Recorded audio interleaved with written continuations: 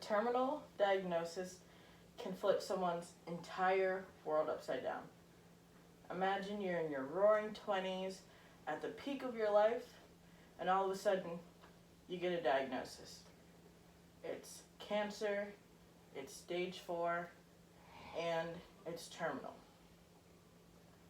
Now, some people would take this diagnosis just as another step in their stride, and they'd continue to live their life until the very last day. But for some other people, this diagnosis could be so crippling that they just don't have that opportunity.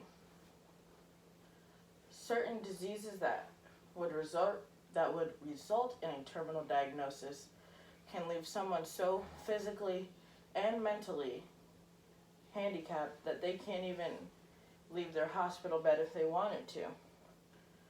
And worst of all, a terminal disease can bring about unimaginable pain and suffering. There's no universal pain scale, so what might hurt a little bit to you might hurt really bad to someone else, and vice versa. And there's really no way of telling if medication is actually helping or not. Also, the concept of death itself is really scary to some people. About 21% of Americans fear death.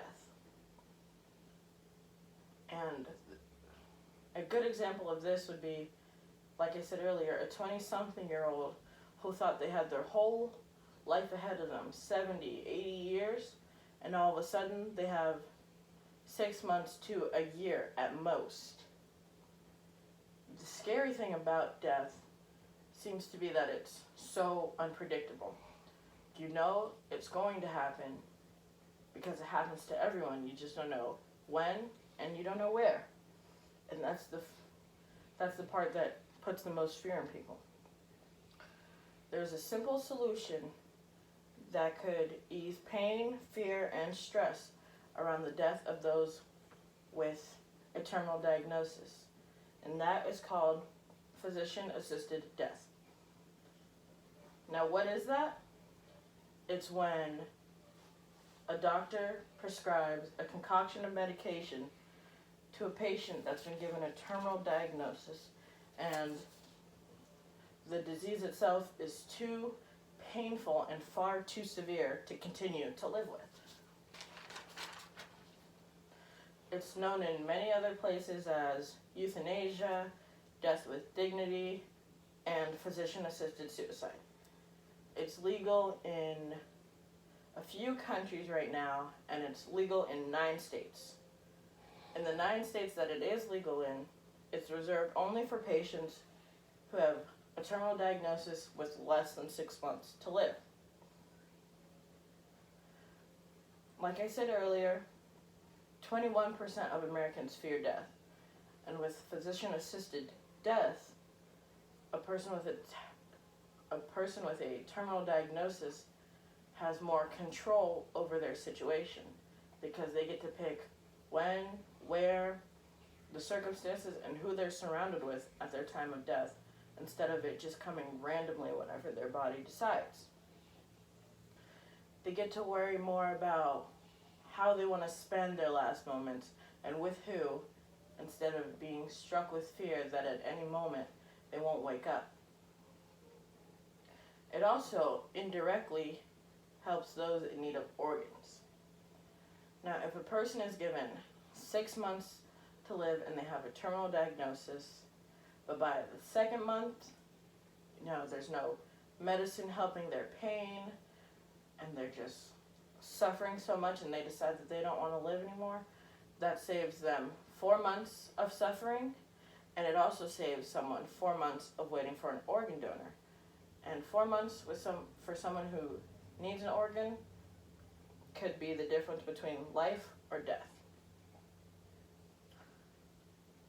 Now, there are also many people out there who are very against physician-assisted death. They say it's costly. They say it violates the Hippocratic Oath. And they also say, well, what if the person is so ill that they're not even mentally competent to make such an important decision? And in response to those, I say, in reference to the cost, the medicines themselves cost $150 to $1,000, but it's a one-time cost versus $1,000 worth of procedures down the line and medications that may or may not help at all in the end. As far as violating the Hippocratic Oath, most people are referring to the part where it says a doctor should not kill their patient. But the Hippocratic Oath also says that a doctor should not harm or cause pain to their patient, but making them live longer than they want to with something that's causing physical, mental, and emotional pain is also harming and causing pain to the patient. And lastly, the competency aspect of it. Now, for this to work, the medication wouldn't be administered as soon as someone asks for it. It's going to be a process of psychiatrist and psychologist visits along the way, making sure that they know fully of what the procedure entails, as well as making it known as an option in the beginning of their diagnosis so that they have ample amount of time to think about it. In conclusion, physician-assisted death can help those with terminal illnesses have control of their lives in what seems like such a chaotic time, and can also help relieve unnecessary pain and suffering and help them enjoy their final moments. Thank you.